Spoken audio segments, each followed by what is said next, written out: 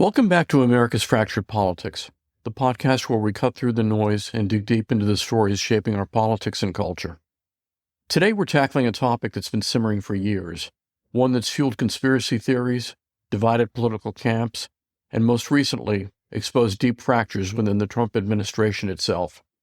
I'm talking about the Epstein files, the long-promised, much-hyped, and ultimately underwhelming release of records related to Jeffrey Epstein. Let's set the stage.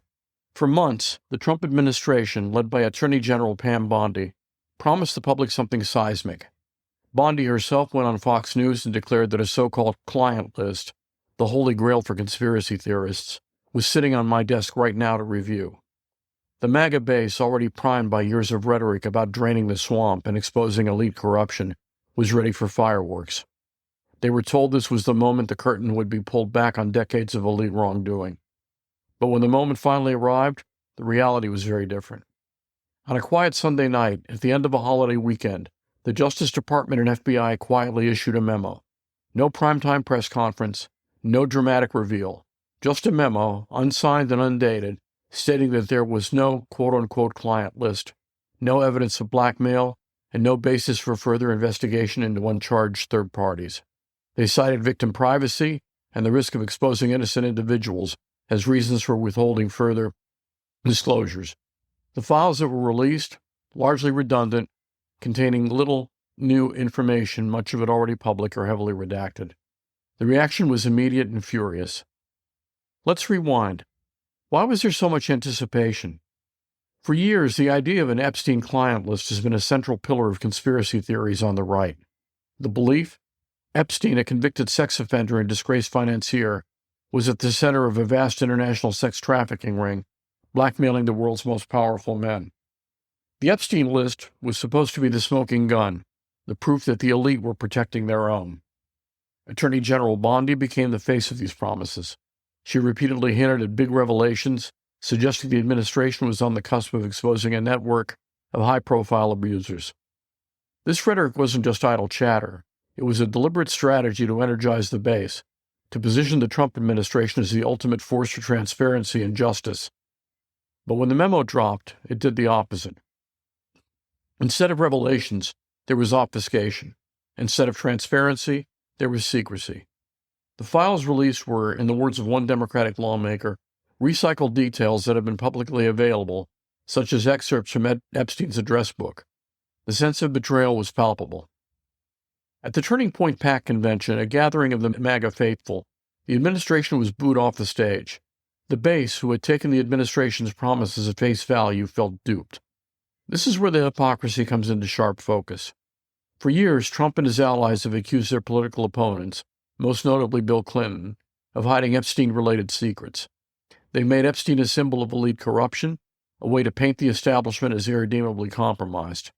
Yet when it came time to deliver, the Trump administration mirrored the very cover-up tactics they claimed to despise.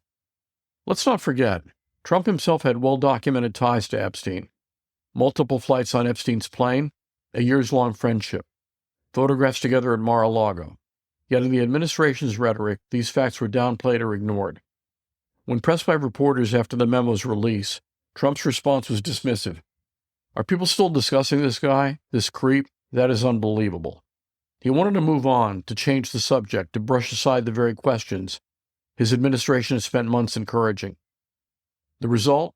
A profound sense of political cynicism. The promise to drain the swamp was revealed to be, at least in this instance, little more than a talking point. The fallout didn't stop with the base. The Epstein memo exposed deep rifts within the Trump administration itself. FBI Director Kash Patel and Deputy Director Dan Bongino, both former MAGA influencers who had previously promoted Epstein conspiracy theories, were reportedly livid with Bondi's handling of the investigation and the public messaging around it. Bongino even considered resigning after a heated confrontation with Bondi. The dispute spilled into public view. Administration officials began blaming one another for the debacle, and the credibility of both the FBI and DOJ leadership came under fire from their own supporters. The sense of chaos was unmistakable. Behind the scenes, senior aides scrambled to contain the damage. According to sources, they attempted, mostly unsuccessfully, to persuade MAGA influencers and prominent advocates to move on from the Epstein issue. But the genie was out of the bottle. The administration's own base was now questioning its transparency and commitment to its stated principles.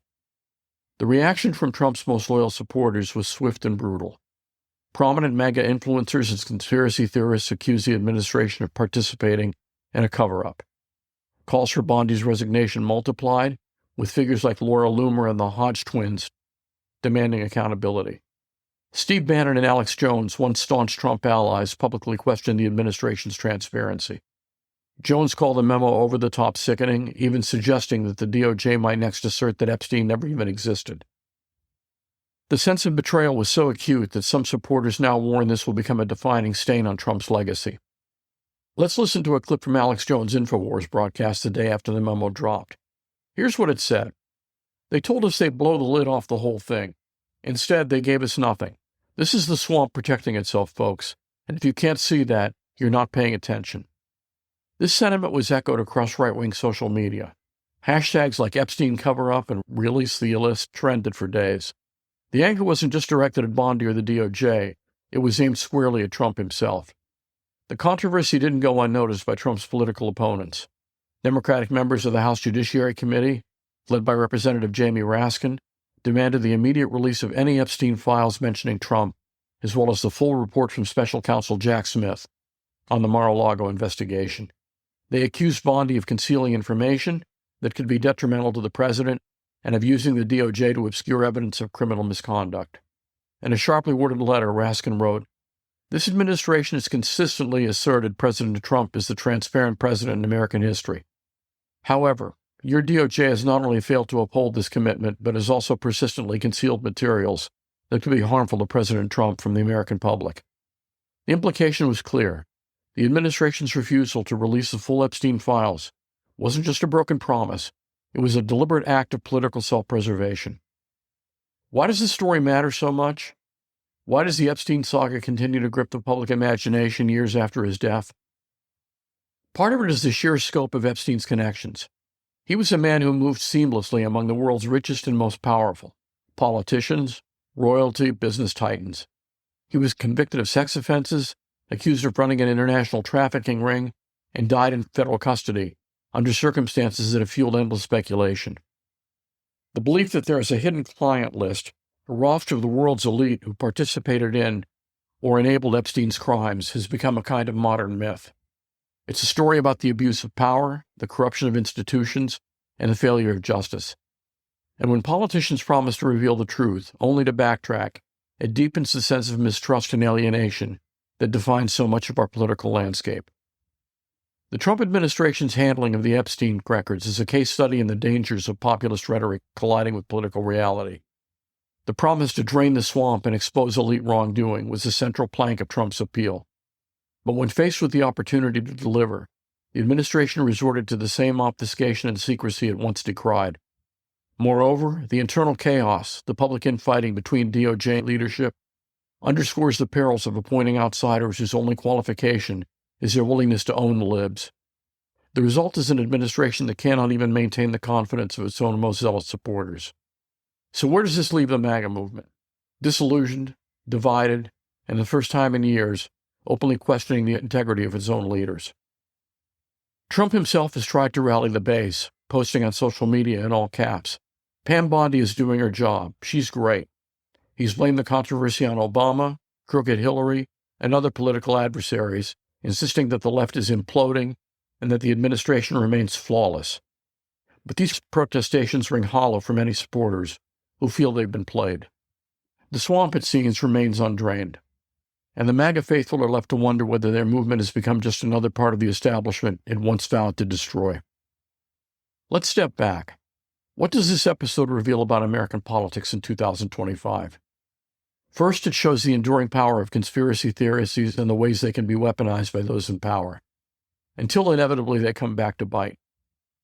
Second, it exposes the limits of populist rhetoric when confronted with the messy realities of governance. And third, it reminds us that the search for truth and accountability is often frustrated, not just by the other side, but by those who claim to be our champions. The Epstein files may yet deliver a bombshell in the wake of the Wall Street Journal article on July 17th. Trump's threat to sue ring hollow. Discovery would be a disaster for him. Meanwhile, on Friday, Trump directed Pam Bondi to release the grand jury transcripts related to Epstein. This is a cynical attempt to buy off his supporters. Trump and Bondi know well that no court will permit their release. They contain names of people who have not been charged and young women who were exploited. Once the court refuses to release the transcripts, an infuriated MAGA will demand other files that Trump does not want to see the light of day. Either way, this scandal has revealed something important: the emptiness of anti-establishment posturing when it's not matched by action. This cynical regime has shown what it is over and over again. One wonders what it will take for the individuals who comprise the MAGA cult to finally break with this charlatan.